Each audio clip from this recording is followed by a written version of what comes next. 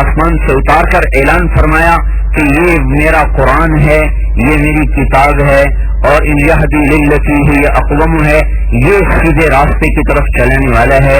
من جعلہ امامہ ساقہ قادہ الی الجنہ، جو قرآن کو آگے رکھے گا اسے جنت میں لے جائے گا۔ من جعلہ خلفہ قادہ الی النار، جو قرآن کو پیچھے رکھے گا اسے قرآن اٹھا کے جہنم میں ڈال دے گا۔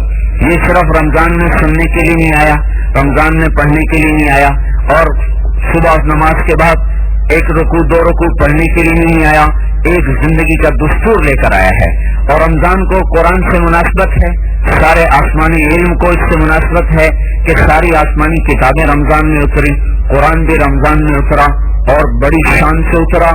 پہلے 50,000 سال آدم کی پیدائش کے اللہ نے قرآن کی تلاوت فرمائی، سورہ طٰہٰ، سورہ یاسین کی تلاوت فرمائی۔ پھر پیدائش آدم سے 2000 سال پہلے اللہ تعالیٰ نے اس کو لوح محفوظ پہ لکھوایا، لوح محفوظ پہ لکھوایا۔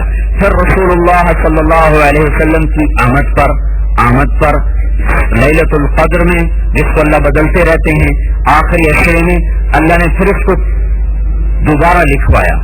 پہلے لوح محفوظ پہ لکھوایا 2000 سال پیدائش آدم سے قبل، پھر اللہ تعالیٰ نے اس کو دوبارہ لکھوایا اور پورے کا پورا لکھوا کر اللہ تعالیٰ نے پہلے آسمان پہ اتار دیا۔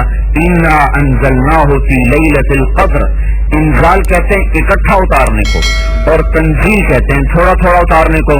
تو قرآن کے بارے میں دونوں لفظ آتے ہیں، انا انزلناہ فی لیلۃ القدر، ہم نے اس کو پورا اتار دیا لیلۃ القدر میں۔ دوسری جگہ فرما رہے ہیں تنزیل من الرحمن الرحیم، یہ قرآن ہے تھوڑا تھوڑا اتارا گیا۔ تو لیلۃ القدر میں پورا لکھوا کر مرتب کر کے پہلے آسمان کا رکھ دیا، پھر پہلے آسمان سے 23 برس کے عرصے میں اللہ نے تھوڑا تھوڑا کر کے اتارا۔ تو میرے بھائیو، یہ پیغام الہی ہے، یہ قانون الہی ہے، یہ اللہ کا قانون ہے، یہ اللہ کا پیغام ہے، اللہ تعالیٰ کے بندوں کے لیے ہے۔ اور یہ حکومت پاکستان نہیں ہے کہ اس کے قانون کو توڑو گے تو کوئی نہیں پوچھے گا اور ظالم چھوٹ جائے گا، مظلوم پکڑا جائے گا، جابر چھوٹ جائے گا اور مجبور پکڑا جائے گا، قاہر چھوٹ جائے گا اور مقہور پکڑا جائے گا۔ نہیں، یہ بڑے طاقتور کا کلام ہے، بڑے طاقتور کا قانون ہے۔